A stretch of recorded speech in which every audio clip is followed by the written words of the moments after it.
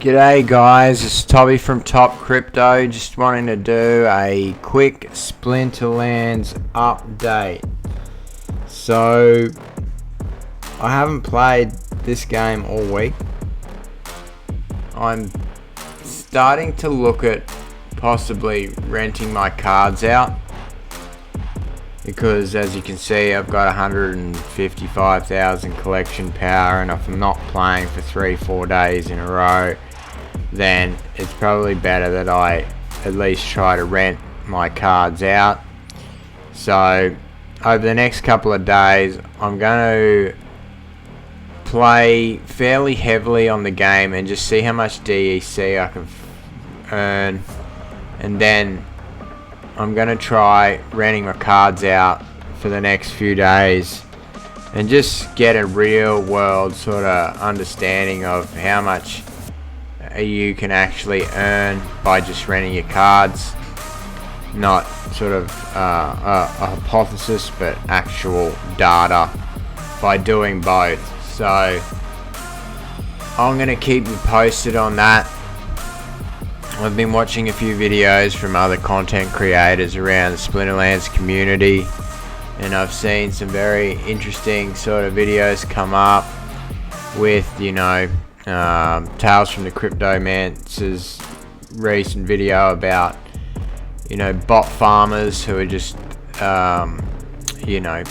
must have thousands and thousands of accounts running at a time, earning card rewards. And then we know, if you've been following this game, that there is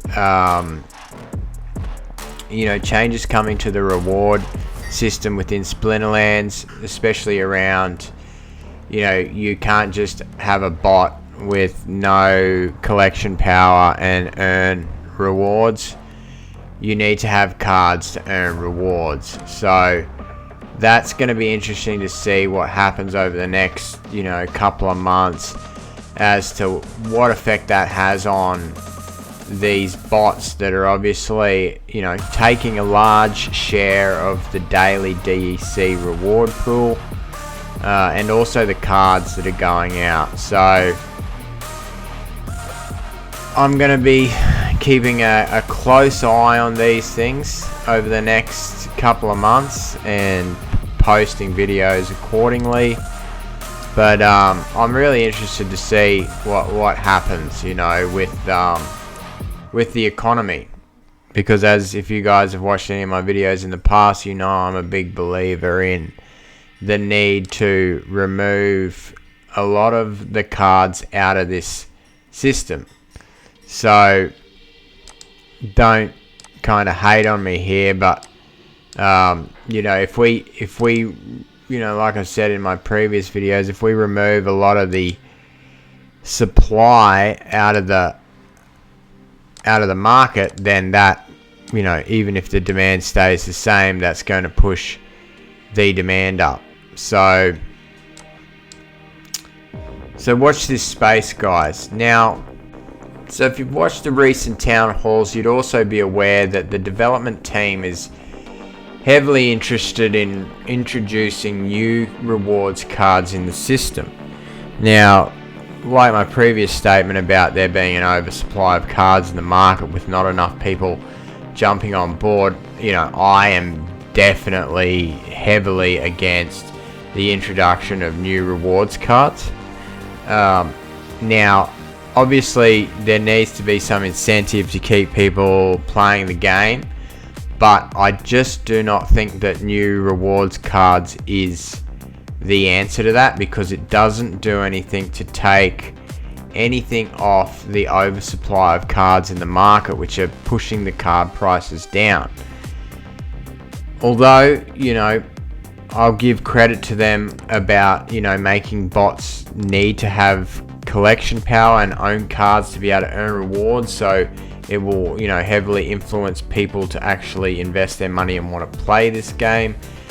The added addition of new reward cards is only going to add more supply to the market, so in a ways it's kind of cancelling out the positive improvements they've made around, trying to cancel the bots out and, make it that you need to buy cards, because that obviously will push the price up. But I do have a solution to this, guys. I'm not just going to be saying negative things and complaining without sort of coming up with a solution, because that is really frustrating to listen to people who do that, and I don't want to be that guy. But the one thing I do think they can do around that is, instead of releasing rewards cards that are an actual, new card you can play, they should implement a system where, like what they were trying to do with land, where you would have spells and things like that would give your team buffs. They should create a reward card that is like a spell, that say, you have a level 3 summoner with a level 4 common tank, a level 2 rare magic card, or a level 2 rare archery card, that would give a +1 bonus to your summoner and every card within that deck for 1 game, and then would inherently be burnt upon playing that card.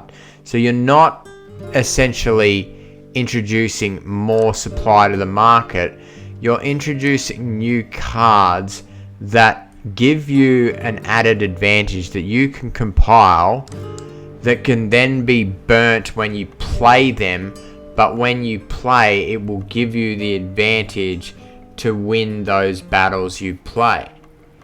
So that's my solution. As opposed to introducing more and more cards into the market, we need to start thinking about introducing some rewards that aren't just an increase in supply and the total cards that are going around.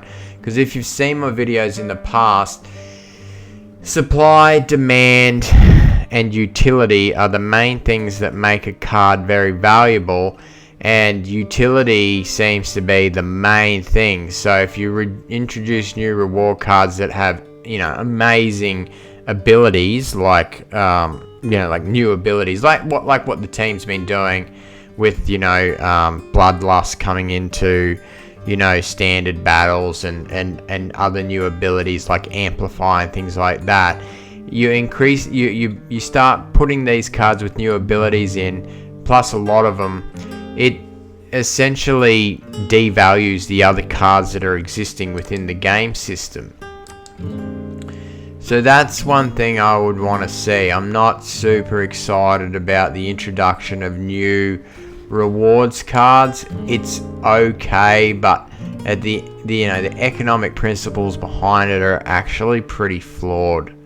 And guys, I believe in this game, and I'm not trying to throw shade on it or disencourage you from playing this game, but if you listen to me, the reason I post these videos is because I want to see this game succeed, and I'm really appreciative of the support that you guys give me by watching my videos and the comments you provide. And I know that you guys are hearing me, because when I started talking about the oversupply of cards, I started to see that sort of echoed within the community of other Splinterlands content creators. So I know you guys are listening to me, and I know you guys are picking up what I'm putting down, essentially.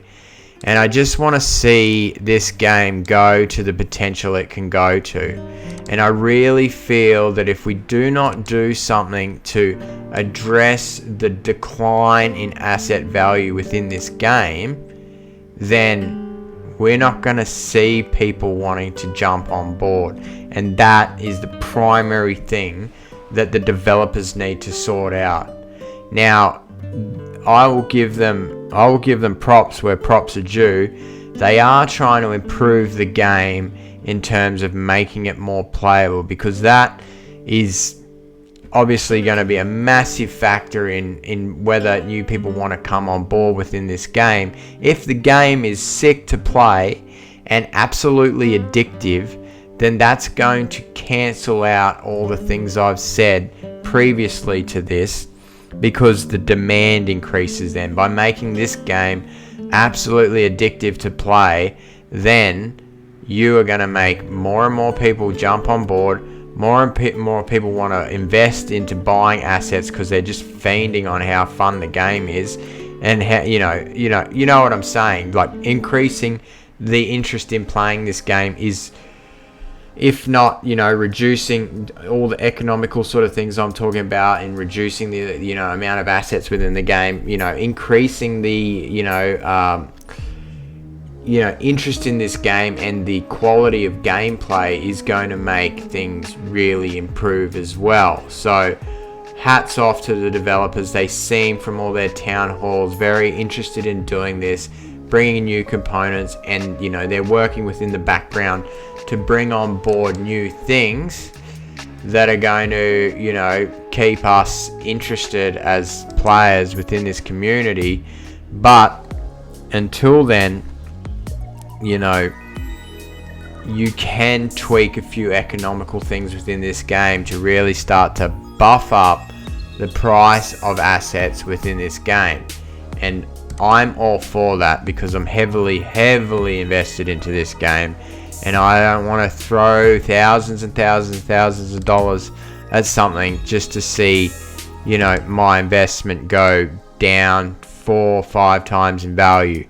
And you guys can complain or whatever, but when you got skin in the game, that is a very important thing that you need to consider. So that's what I wanted to share with you guys today. A quick little sort of update. I just wanted to share some of my thoughts. If you liked anything you heard here today, please hit the like button.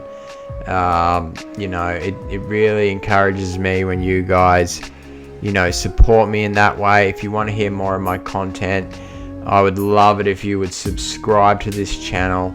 I'm going to keep posting videos weekly, and I thank you guys who've been supporting me from the beginning for all your support. And this is Toby from Top Crypto.